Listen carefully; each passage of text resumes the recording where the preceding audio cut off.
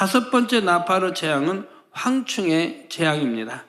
다섯 번째 나팔을 불자 무저갱이 열리고 그 안에서 연기와 황충이 나오지요. 이 황충으로 인해 이마에 하나님의 입맞지 않은 사람들은 5달 동안 큰 괴로움을 당하게 됩니다. 1절에서 2절에 다섯째 천사가 나팔을 불매 내가 보니 하늘에서 땅에 떨어진 별 하나가 있는데 저가 무저갱의 열쇠를 받았더라. 저가 무저갱을 여니 그 구멍에서 큰 풀무에 연기 같은 연기가 올라오매 해와 공기가 그 구멍의 연기로 인하여 어두워진다 했습니다. 하늘에서 땅에 떨어진 별 하나가 있고 그것이 무저갱을 열었다 했습니다. 여기서 땅에 떨어진 별이란 무엇일까요? 이는 악한 영들의 우두머리인 루시퍼를 의미합니다. 루시퍼는 원래 하나님으로부터 지극히 사랑받던 천사장이었습니다. 그런데 하나님처럼 높아지려는 교만 때문에 반역을 일으키고 말았지요. 오랜 세월이 걸쳐 계획을 세우고 주변의 여러 세력들을 미혹하여 힘을 모았습니다. 그리고 때가 되자 하나님을 대적하여 일어났지요. 하지만 어찌 그가 창조주 하나님을 대적하여 이길 수가 있겠습니까? 루시퍼를 비롯하여 반역한 무리들은 금세 제압되었고 무저갱이라는 깊은 어둠 속에 갇히게 되었지요. 이사야 14장 12절에 보면 너 아침의 아들 계명성이여 어찌 그리 하늘에서 떨어졌으며 너 열국을 엎은 자여 어찌 그리 땅에 찍혔는고 말씀합니다. 하늘에서 떨어진 계명성이 바로 루시퍼를 가리키는 것이지요. 또한 루시퍼와 함께 반역에 가담한 무리들도 같은 운명이 되고 말았습니다. 계시록에 보면 큰 용이 나오죠.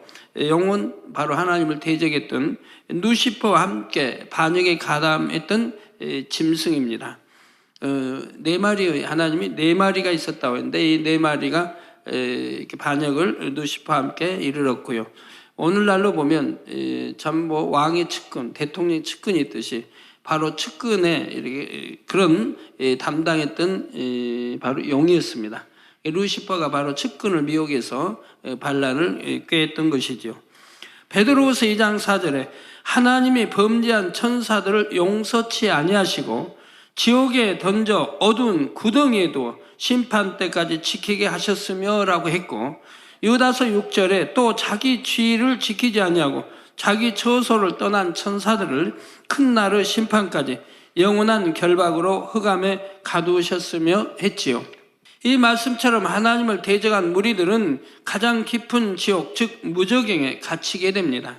하나님께서는 루시퍼가 이렇게 반역하게 될 것을 이미 다 알고 계셨습니다.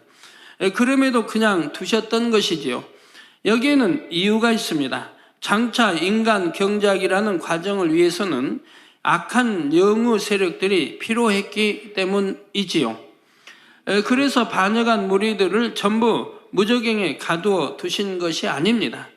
인간 경작을 위해 필요한 기간 동안은 루시퍼를 비롯하여 그들 중에 일부를 무저갱으로부터 풀어 놓으셨지요. 바로 이들이 지금 공중에 권세 잡고 있는 악의 영들입니다. 에베소서 2장 2절에 보면 그때 너희가 그 가운데서 행하여 이 세상 풍속을 쫓고 공중에 권세 잡은 자를 따랐으니 곧 지금 불순종의 아들들 가운데서 역사하는 영이라. 에베소서 6장 12절에 우리의 씨름은 혈과 육에 대한 것이 아니요 정사와 권세와 이 어두움의 세상 주관자들과 하늘에 있는 악의 영들에게 대함이라 했지요. 악의 영들은 제2하늘 즉 공중에서 권세를 잡고 이 세상의 어둠을 주관해 갑니다. 본문에서는 이러한 루시퍼에 대해 하늘에서 땅에 떨어진 별이라 표현한 것입니다. 그리고 루시퍼가 무저갱의 열쇠를 받아서 무저갱을 열었다 했지요. 무저갱은 지옥 중에서도 가장 깊은 곳입니다. 지옥은 여러 단계로 나뉘어집니다. 최후의 심판이 있은 후에는 구원받지 못한 영혼들이 각자의 죄질에 따라 불못이나 유황못에 들어가게 되지요. 그런데 루시퍼와 그에 속한 악의 영들은 바로 무저갱으로 들어갑니다.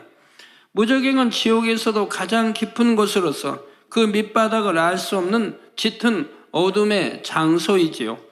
이곳에서는 손끝 하나 꼼짝할 수 없을 정도로 엄청난 고통의 압박에 짓눌립니다.